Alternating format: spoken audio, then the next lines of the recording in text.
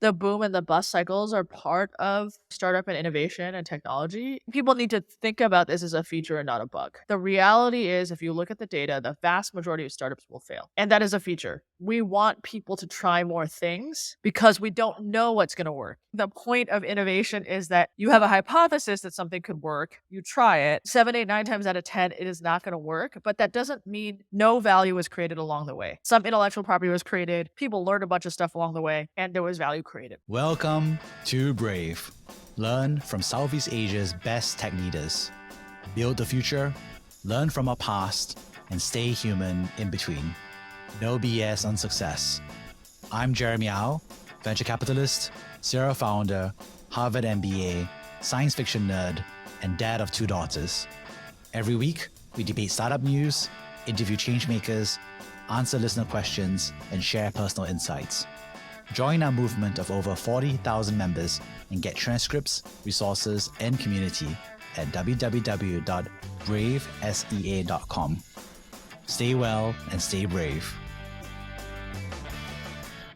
HD Mall is a healthcare marketplace in Southeast Asia connecting patients to over 1,800 medical providers. This covers multiple categories such as dental, aesthetics, and elective surgeries. Over 300,000 patients have accessed more affordable healthcare via HD Mall. Get yourself a well-deserved health checkup. If you're in Thailand, go to hdmall.co.th. If you're in Indonesia, go to hdmall.id. Morning, Shiyan. Morning, Jeremy. How's it going? Good. Well, we want to talk about 3 big companies today, if we can get to all of it. Obviously, the big ones would be TikTok, ByteDance, potential ban, which is also quite linked to ShopBack and the recent layoffs. And thirdly, there's a recent headline that came out, which was, is Grab too big to fail? So we can see what we can touch on and see what we can go for. But let's talk about TikTok first, since everybody uses it. Well, to commemorate the US potential ban, I started using TikTok again just to kind of feel. And I think the first video that came up was some sort of US representative house. He is very popular on TikTok, and then he apologized for voting for the ban of TikTok. So it's quite interesting because, again, he's on TikTok, he's popular on TikTok, he's got millions of views, and obviously. Well, so I guess it's not so much a ban as the forced sale, right? Ooh, this is really interesting. Yeah, so it is effectively a divestment or nationalization bill, which is, I'm starting to get more comfortable with nationalization, which is the US government wants to nationalize the TikTok US operations by forcing them to sell to a US acquirer, right? US data centers. So, which is interesting. Yeah. I mean, I don't know. I know people are putting together consortiums to bid, right? Steve Mnuchin is putting together a bid, and all these various other folks are trying to bid on it. And I don't know. I just don't know whether this thing is going to pass. Well, yeah. I mean, first of all, I don't think China is going to allow TikTok to be sold to a US site because he effectively created a competitor to ByteDance. That's one. 2 is China has also local laws that allow it to prevent the sale. So algorithms is now one of those protected technologies. So effectively, they have the equivalent of the US side. So, even if TikTok wants to sell itself, I think the Chinese government may just be like, no, you're not allowed to sell. So this market. And I think there's a little bit of a game of chicken as a result, right? Because I think the US government would be best served, like you said, by nationalization of TikTok under US and then everybody continues to use TikTok, your teenagers and young adults. But I think if TikTok is really forced to be banned or is not allowed to be sold by the Chinese,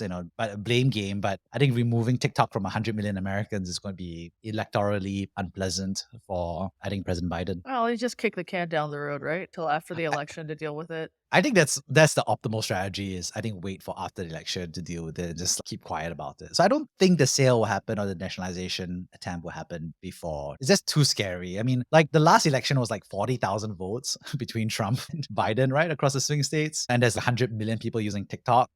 40,000 votes is quite swingable if people feel like their TikTok got taken away, right? I don't know. The research on social media just continues to pile up on being pretty detrimental to teenage brains and mental health. And so, I mean, this is a bit tangential to the, national ownership question, but just as an addictive good that is probably not good for young people, maybe it would be better for people to take it away from 100 million Americans. But it's your right. It's our freedom to choose how we want to assault our brain. remains. God forbid that anyone should advise us differently. I mean, it goes back to what your previous stance was in the previous episode that we had that will link to it. But you were advocating for more across the field industry regulations, for example, on parental locks or guidance or restrictions, right? Similar to, I think, the Chinese, actually. The Chinese have restricted the amount of time that people can use, gaming apps. They regulated away the use of a lot of gamification or gambling like mechanics in Yeah. various games, and they require age verification ID, right, in China to Yeah, but I mean, I'll send the article up, but there was a recent article that did a lot of research on this, which is it's not just the social media itself that damaging. It is also the opportunity cost. It's what you're not doing when you're just down the social media rabbit hole. You're not engaging with other people. You're not developing your social skills. You're not moving your body. You're like stationary. And so all those things, the cumulative impact of all those things is actually pretty negative for teenage development. And so I think there is a national interest. Hey, how do you leverage the power of the internet and connection, but also not, create people who can self-radicalize themselves into thinking they want to commit hate crimes when they're sitting in Singapore. Some of it is just insane. Yeah. We were discussing the story about this secondary school Chinese kid in Singapore who self-radicalized himself into white supremacy. But the thing is, we don't know what platform he used though. So Yeah, that's what I'm saying. It's an across-the-board regulation question. Right? It's not a platform where, they say, hey, you need to go touch grass. I believe that, right? People need to go the breathe touch fresh grass air. legislation. Yeah. Sorry, that's the funniest. It's like we mandate a minimum requirement of going out into nature and going for a walk. Sorry, that's against my rights to watch YouTube. I actually think people would be much better off if they spent at least an hour outdoors a day. So funny. No, I agree. Yes, we're both parents, and I think we both would be like, hey, let's have some restrictions on screen time. And we want to use the, like I said, opportunity cost to go do something fun, right? Something like educational. But it doesn't even have to be educational. I even just think running around, interacting with other kids and adults is in and of itself beneficial. It doesn't have to be a structured, like, hey, let's learn how to multiply. No. Yeah. So, but yeah, it's, I don't know. I do think it is very interesting. I think we're both aligned that in general, if the industry can self-regulate, but if not, we have to They regulate. cannot. The industry has no capacity to self-regulate. Its incentives are against self-regulation. That's every industry's incentive is against self-regulation, right? But yeah, I agree with you that across the board, if you're really concerned about social media and its impact on the youth, I think you should have consistent legislation. I just feel like they said, I just don't think the American Senate is famed for its consistency. yeah, I just think they're not going to catch. It's like they say, right? It's like the worst thing for the dog that's chasing a car is to catch the car. Catch the car. So I think you're chasing this TikTok thing. I think they want to force China to divest and ByteDance, and I just don't think China will allow a divestment. I think it just exit. So effectively, I think China's giving that signal to say, hey, if you ask us to do this, we're just going to block the sale by ByteDance. ByteDance will just say, hey, I'm just following and made a corporate decision from there. And then what the cost of that is, like I said, I don't think it'll happen before November. Then we could just brainwash the rest of the world. Forget the Americans. There's 7 billion other people that, except that the ARPU is much lower. So yeah, I think that it's a valuable market to give up for the Chinese. I mean, they're making about $120 billion worldwide, and 16 billion of that comes from the US alone. But it's also the advertisers that are in the US market that would find it very difficult to advertise on the platform. So I think it's not just 16 billion in terms of consumption, but more in terms of advertiser revenue. But still, yeah, I just think TikTok will just exit. I mean, they just left India as well. They just said, hey, you know what? India banned it. They just walked out. They just never sold anything. But it's interesting, right? TikTok is probably the famous or the one that everyone knows, but there's actually tons of other live media sites that are actually radar and pretty big, share in lots of market. And so I don't know what the authorities' position is going to be. Like, do you just try to ban all of them? No, I think they're just going to ban/force the divestment of the Chinese one, which is TikTok, right? Like you said, it's an alliance between the conservatism around the concerns around national security, China hawks, social media folks. I don't think it would converge into a broader ban on all international or non-US social media live apps. I don't know. I don't envy them their position. Yeah. But actually, this is an interesting conversation. So we don't think it's going to happen before the elections, both of us. It's just not going to happen. But the question is, do you think it's going to happen next year? I mean, after the election? No? No, because nothing changes, right? China does not want to allow the sale. And so then does this topic continue to for whoever's trying to push it? I'm not really sure who is winning here. They can all China bash because it seems to be popular with constituents until it really comes to taking things away from constituents. I mean, all of these states that have passed social media bans and stuff, they haven't been effective. Are Yeah. you telling me that no one in the state of Montana is using TikTok? I just don't believe it. Sorry. It's like, why are you in jail? I'm in jail for murder. No, I'm in jail for using TikTok. But I think let's talk about it because right now the US election is 50-50. So it's effectively 50% betting odds on Trump and about 50% on Biden. So it's swinging left and right a little bit, but that's where the current political forecasts are. And it's interesting because I think that if Biden wins, I think there's a good chance he'll just let the legislation go through and he'll just sign it as a bipartisan piece of legislation next year. But what's interesting is that Trump has actually come out against this legislation, which is Of very course he has, fascinating. because he's not a logical person.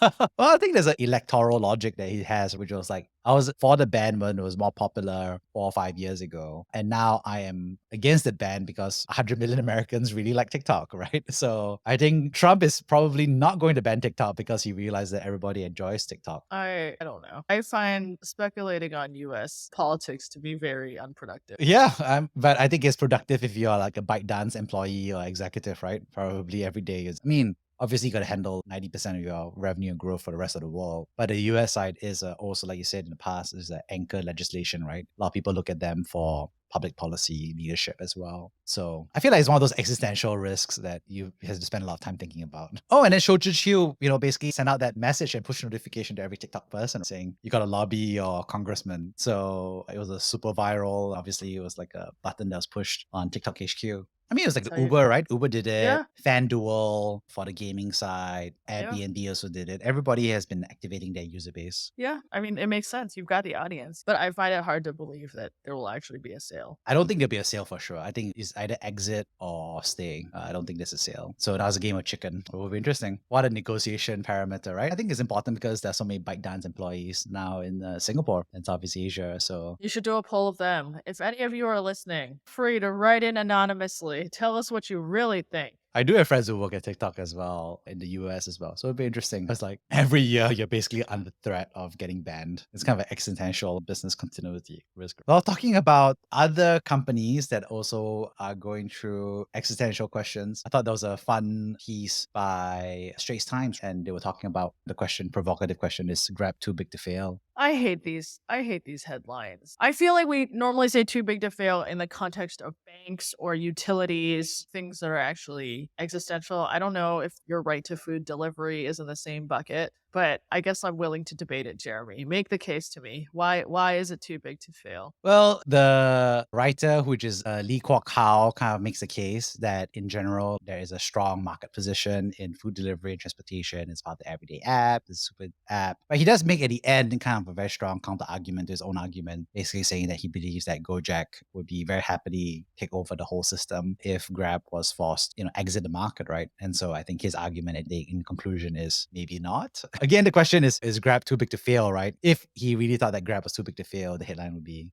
Grab is too big to fail. So you make it a question as part of that rhetorical statement. But yeah, I thought it was just a provocative headline. Yeah, but I mean, like, too big to fail is generally like the cost of them not existing would be so great that it's in the national interest to support them. And I just don't think that's true, which is at least, I mean, I don't know about the region, but from a Singapore perspective, there is ample public transit. The taxi system existed before Grab came. I don't know why they renamed it to Zig, but there is an app. You can call taxis. Food delivery existed before. And I think there's another dynamic, which is like a lot of restaurants actually resent the cut that Grab is taking and the markup. And if there were an alternative, they would use it. You could say Grab actually did the education that in the pandemic, right, to consumers about delivery that more people are now willing to pay for it. It's not as hard, probably. Hey, yeah, you can just order from me direct. We won't pay Grab such a big cut, so you'll get a better price and I'll get better profits. You'll get the thing you want, which is food delivery. I don't know that it's that much of a cornered resource. It's not like saying your savings are going to zero because my bank has failed. I think that's like a totally shaking the faith of the financial system. I just think this is like a totally different kettle of fish. Yeah, I love what you just kind of defined, which is that classically too big to fail has been used for US financial institutions, I would say, and to some extent global financial institutions. So, for example, Credit Suisse and UBS, for example, there. So, obviously, banks have a multiplier effect with the fact that they're handling loans, they're handling the multiplier effect of the capital piece, and so forth. So, I think banks have the unique ability to be too big to fail because of the multiplication effect through the financial system and the plumbing. But for a company like Grab or Gojek, honestly, if Grab closed tomorrow for some reason, Gojek would take over immediately. No questions asked. You wouldn't even blink an eye, or vice versa. If Gojek closed tomorrow, Grab would take over immediately. I don't even think there'll be an interruption in service. So I just don't see a ripple effect at all. And I think it's interesting because Grab finally posted a profit of $11 million, right? In the fourth quarter, which is, like Great improvement finally. from the last. I mean, people are complaining about a cut, but it turns out that that cut of the transaction fee that has been increased over the years, plus obviously its various bets and so forth. I mean, effectively, Grab was subsidizing a lot of different players in the ecosystem for so many years. And now, I think this year, effectively, the fourth quarter 2023 is the first quarter has ever posted profit. So I don't know. It feels like it's been a net subsidy for many years, I would say, to the ecosystem. But also, I think looking more broadly, they really standardized logistics and travel and food delivery experience. I mean, I don't know, but pre-Grab, it was a real dicey thing to get from point A to point B in Southeast Asia. I mean, Singapore's fine, but it used to be pretty dicey in Indonesia or Vietnam to get from point A to point B. And now with Grab and Gojek, Don't forget, tada. tada.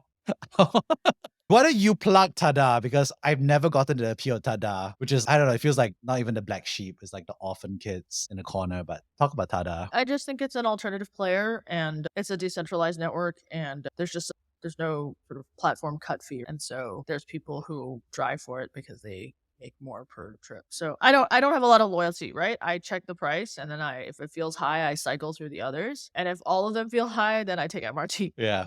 I'm not a totally price insensitive consumer, right? I do make decisions based on what they're charging. And so It's true. I feel like Tada is, sorry, you might as well add Ride to it, right? RYDE as well, just in the Singapore market. But yeah, I think in general, I just don't think Grab is too big to fail. I just saw it as a spicy headline, but feels like the company has finally hit break even after so many years. And then now we're like jumping on them and be like, oh, it's too big to fail. And we're like, well, I mean, it's a subsidy from all the investors, right? yeah, to society, right? And I think there's a huge amount of social positive impact that we talked about, again, standardizing or improving the customer experience for so many different verticals like transportation logistics. I would also say that is a huge talent piece because I think what we've seen, and I've spoken with some stakeholders in the policy side, but when we looked at the MNCs, kind of like the big tech majors. So a lot of them, when they are expanding the H in Singapore, obviously there's some engineering roles, but a lot of it is like marketing and business, market expansion, engineering teams, and the leadership teams are really based in the US. But your homegrown domestic champions, I would say like Grab, for example, but you could also make the argument for like Zendit and other kind of like Southeast Asian companies, is that they actually have the leadership team, which is key, but also the engineering team. So there's actually a talent ladder and elevator. And so when there's cutbacks or layoffs, the domestic ones are laying off less in Singapore, but also they are training a stronger generation of executive leadership compared to multinational corporations. What do you think about that point of view? I think we would have to see the data. I don't know what the mix is on the headcount, so I would have to see the data to sort of opine on that. But I do think that the boom and the bust cycles are part of startup and innovation and technology. And I think people need to think about this as a feature and not a bug, which is the reality is if you look at the data, the vast majority of startups will fail. And that is a feature. We want people to try more things because we don't know what's going to work. Obviously, if we knew what was going to work, we would do that all day long. But I think the point of innovation is that you have a hypothesis that something could work. You try it. 7, 8, 9 times out of 10, it is not going to work. But that doesn't mean no value is created along the way. It could have been, it doesn't work as a venture scale company. And you had staffed it that way, you had funded it that way. But then the realization was like, no, it doesn't. So you cut back and you run it as a going concern. Or you thought it could be a standalone business, but actually the thing you developed is more of a feature and not a company, and you get sold. But some intellectual property was created, people learned a bunch of stuff along the way, and there was value created. And so I think accepting that reality is part of the maturation of this ecosystem to say this boom and bust is a normal part of it. Obviously, it is very painful to be laid off. Like, no disputing that. But I think a mark of a really robust ecosystem is these people will all find jobs and get recycled through, and their past experience is actually going to be super beneficial. And that will happen faster and faster, actually. So I think the last time I checked it, average tenure in the Valley is under 2 years. And partially that's failure, but partially that's like people finding better opportunities, all these sorts of things happening. And so I don't think people join startups with the expectation they're going to be there for 10 years. I think that I said it's a learning cycle, especially for Singapore, right? Because Asia, boom has probably been most rewarding for tech workers, I would say, in Singapore, Indonesia, and Vietnam.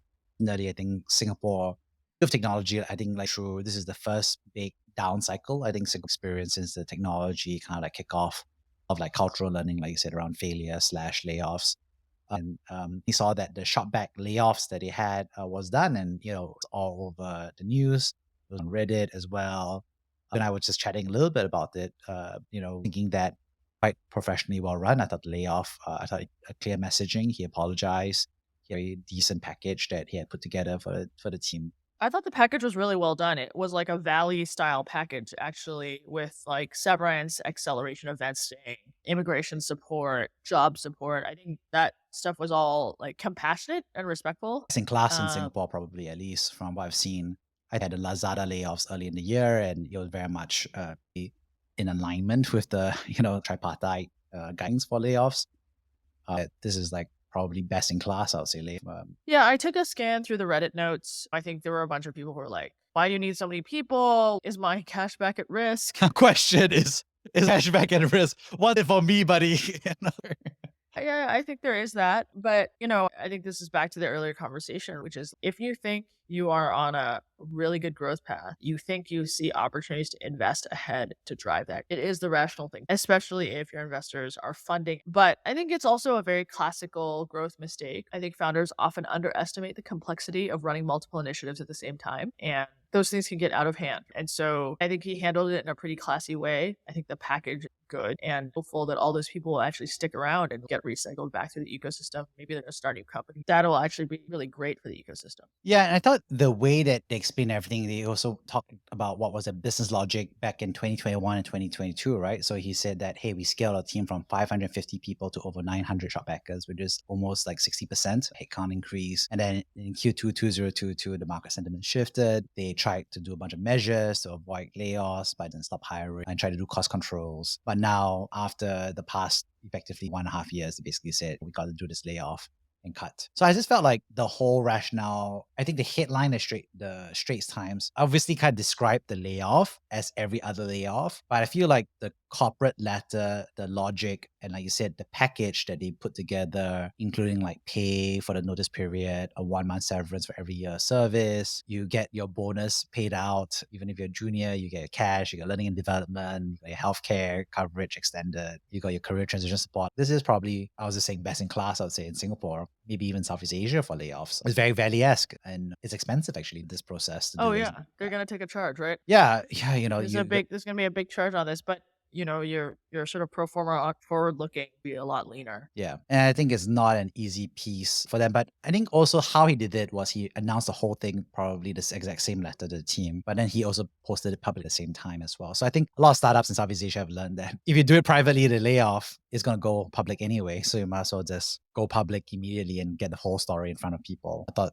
that was a well done self layoff. But I think it reminds me that I was recently on the channel News Asia, some talking points to talk about layoffs, right? That was a live TV, and it was kind of an interesting learning lesson for myself. But one of the interesting things that they talked about was like Singapore actually has the most pro-business layoff policy in terms of guidelines across Asia, right? So obviously Japan is on the other end of the scale by far, which is that you have to do multiple amounts of notice, pretty difficult to let go of people. Now, obviously, I think the argument they were having is that Thailand and Malaysia have stronger labor laws than Singapore on employment and layoff practices. I think this is like the flexibility and dynamism of the economy question, which is like, I think we have to walk a balance and there's tension there, obviously. But if you took extreme examples like Europe, right? In Europe, it's really hard to let someone go, which means that a result is that people don't hire. I think that can work if you're sort of running your sort of SMB or whatever it is, where it's very steady year to year, week to week. And then the contrast, I mean, the other extreme is like the US, right? So like the US has, hey, we can ramp up and we can fire people. Although it's not totally true. In the US, there is the WARN Act. If you have over 50 employees, there's actually a bunch of legal requirements associated with the layoff. But I think if you sort of conceptually thought of those as two extremes, it's like, where do you want to live between those things? How do you want the laws to play for smaller companies? Do you want to create more flexibility so that people can innovate and try things? Or do you want stasis? Because not everything is going to be a gigantic, steady cash flow business, right? That's just kind of not. And I think a lot of the rhetoric that we have around building an innovation economy requires us to build that flexibility. Yeah. I think the tricky part is what's the line, what's the spectrum that we have here? And Obviously, I think the line that we have here is what is the business practice law around retrenchments and layoffs in the country, which defines legal versus illegal. I think there's one threshold. And then the other threshold is irresponsible versus responsible. And I think that's a much fuzzier subjective guideline. I think that's where I think there's a lot of public anger, I think I would say. So I think everyone's very clear, like we don't want illegal practices and we want legal practices. But then I think the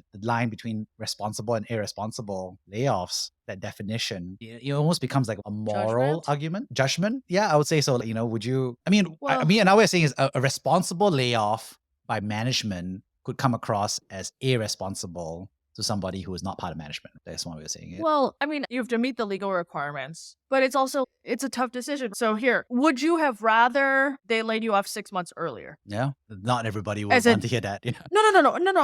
Or would you want them to try to keep fighting and figuring something out, and then the package wasn't as good because there's less money left? That's the reality of the situation, which is when you're like, can I afford to keep these people? Well, it kind of depends on how this month comes in or this quarter comes in, but I don't know what the answer to that's going to be. Should I lay them off now? But then I'm shooting myself in the foot because I'm not going to have enough staff if the growth comes in the way that I think. That's actually the conversation people are having. What is the sustainable version of my business? And you just don't have all the answers. And not everyone, ShopBack's raised a lot of money, right? Not everyone has so much cash cushion to wait. And so I think there's this sort of, hey, it's actually a hard question. Then the second part is, I think this is where actually people screw up a lot, is that because people feel bad about the layoffs, they communicate it really awkwardly. Yeah. And they often try to say this official to try to make it feel less awkward, but it actually makes it more awkward because you're like, hey man, I'm a human, I work with you, why are you saying weird corporate speak to me, right? So I think there's some of that, which is just, if you don't treat people humanely and with compassion, then they will feel badly treated, separate from the legal requirements and separate from what package. I think the crux of it is just that layoffs are tough, right? Nobody wants to do it. Everybody would rather hire and promote rather than lay off. So I think management are responsible and they should do it professionally. But I think labeling management layoffs as irresponsible is not the same. Right. So I think that's a fine, nuanced definition. I could see someone is, well, you should have hired all those people because hiring all those people results in a situation where you had to fire. Yeah. Right. I think that's probably what people are thinking. Yeah. The flip side is, what if we'd hired all those people and it actually supercharged growth and now your stock is worth way more and then you're happy, right? We don't know. I think everything always looks a lot clearer in hindsight. Yeah, I think not an easy situation. Well, hopefully good times come back. Everything's easy, but the truth is, it's not like that. And on that note, let's wrap things up. I think the 3 big takeaways we got was, first of all, we got to talk about TikTok, whether there's going to be a nationalization and divestment versus the exit of the US market and the electoral dynamics of it, but also what the alternatives to it in terms of regulation would be, but also obviously impacts executives and employment of the ByteDance folks. Secondly, I think we talked about Grab as a position, whether it's truly too big to fail. And our point of view is that too big to fail as a phrase primarily applies to financial institutions, and that Grab is actually in a highly competitive, highly substitutable market that has finally turned a profit after subsidizing the ecosystem a decade. And lastly, I think we got to talk about the ShopBack layoffs and how we think that there's obviously a lot of public debate and frustration around this, but we do think that from professional perspective, we do think that this is a Silicon Valley, probably best in class in the region type of layoff. And so hopefully the storm passes and everybody sails through at the other end of it. On that note, thanks so much and see you next time, Shiyan. Thanks, Jeremy. Take it easy. Thank you for listening to Brave. If you enjoyed this episode, please share the podcast with your friends and colleagues. We would also appreciate you leaving a rating or review. Head over to www.bravesea.com for member content, resources, and community. Stay well and stay brave.